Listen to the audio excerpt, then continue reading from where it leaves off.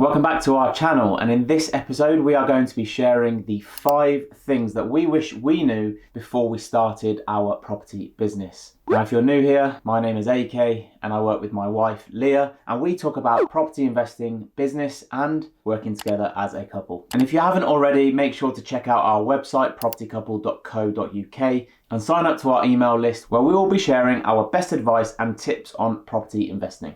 Now let's get down to it.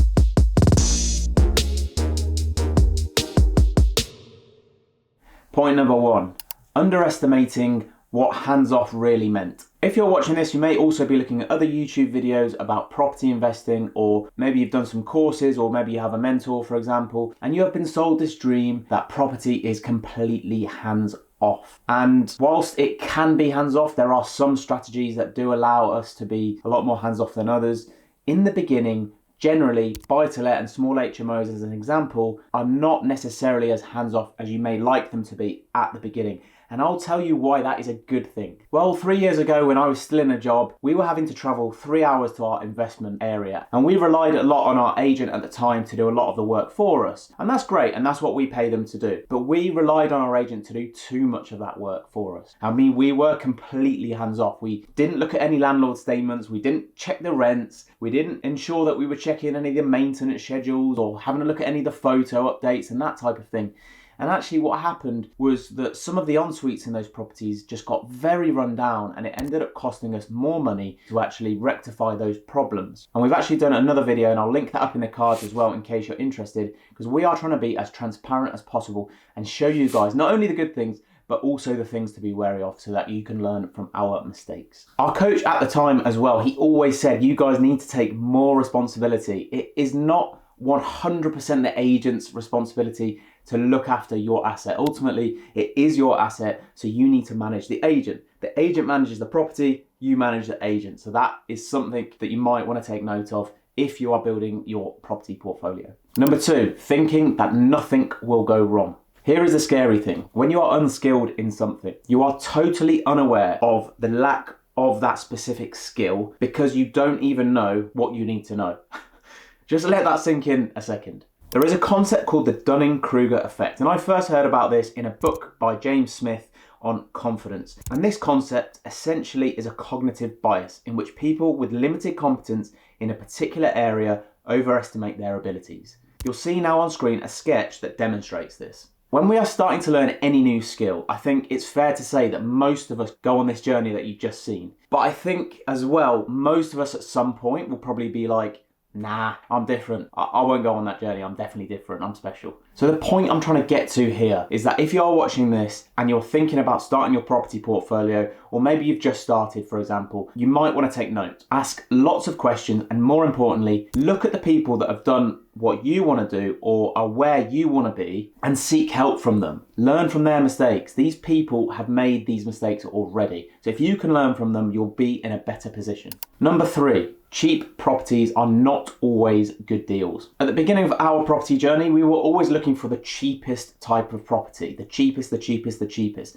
And that makes sense, completely makes sense, because our skills are limited, our knowledge is limited, and also our ability to raise finance, for example, can be very limited. And whilst you can definitely make a lot of money on the way into a deal, it doesn't necessarily mean it's the only option. Don't get me wrong, if you're able to get a genuinely cheap deal that works and the numbers work and the refurb and all that sort of stuff fits into your plan budget wise, for example, then great, absolutely fantastic. However, super cheap properties often can lead to a lot higher costs in the future if you haven't analysed or understand exactly what you're doing properly. So here, this is really about making sure that you have enough knowledge and you are with a trusted builder or trusted person that is going to help you do that refurbishment so you can understand just how expensive the refurb is going to be. And if the property is cheap, why is it cheap? Don't get me wrong, if you find a very cheap deal and you've analysed it properly, you've looked at the numbers, you've gone around with your builder, or maybe you're a skilled person yourself and you've really understood those and it still works out, great. But just be wary, because the cheap properties are not always the best deal. As you gain experience and knowledge, you will be looking for deals that have a few more zeros on the end.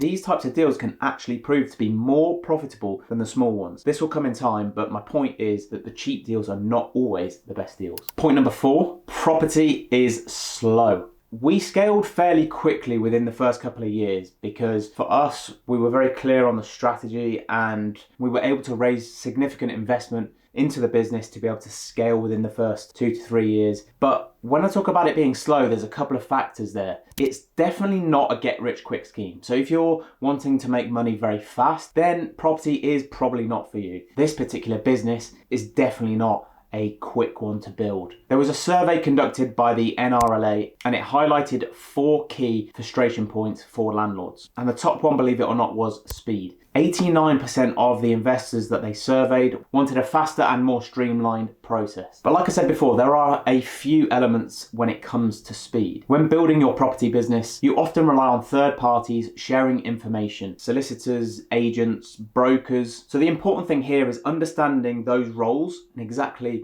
who is responsible for what, and then trying to orchestrate as much as possible those people within your business. Then we talk about the actual property search, so where to look, for example, what areas to look at, how to know what a great investment looks like. And a lot of people that I'm mentoring and working with find that process very long and very boring. But in reality, that's completely normal. I think we spent the first 8 months looking, searching, analysing numbers before we even got our first deal. I think from memory, it even took us the full 12 months to get our first deal. Now, for some people, that's way too much time. For others, that's okay. But what usually happens is people start that process, they realise that it's quite slow, and all these negative thoughts come in and they end up giving up. However, the key here is really understanding why you are building this business. That's what stopped us from giving up, and I definitely try to emphasize that as much as possible with the people that I work with. So understand your why. You shouldn't really be doing this just for the sake of doing it, and also if it's completely financially based, then often you can kind of turn your eye to something that might yield a higher return, for example, and you might then lose interest. So it's about having a solid understanding of the reason that you want to build this business. Point number 5, don't focus on the shiny stuff. When we first started in property, we used to hear shiny penny syndrome a lot. And it wasn't until I really understood this term that I thought to myself, that is definitely me. Shiny penny syndrome is basically a buyer's mindset of waiting and believing that something better might come along. Now, the main problem with this is that often it can lead us to overlook something that is very good in the moment for something that might or might not come along in the future. And like I said, I did a lot of this at the beginning. So we were working on some deals and then we would see something else and I'd be like, oh, that looks good, let's look at that. Or,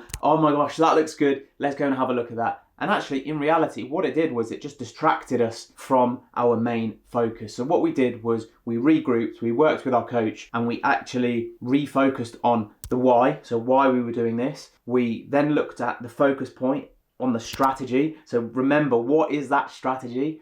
What is that area and what is that type of property that we need to be focusing on in order to hit our financial goals as well? So that's what we did. We kind of refocused on those points in order for us to move forward and hit those goals. But it's definitely something that's very common at the beginning, and I would just make note of that if you are starting your property business or you're looking to start your property business. Thank you so much for watching. I hope you found that useful. If you haven't already, check out the description box below for links to our website for lots of free stuff, and also the property mentoring or property coaching if you are interested in that. I hope you liked it. Please give us a thumbs up. If you haven't already, please subscribe, and I will see you in the next video. See ya.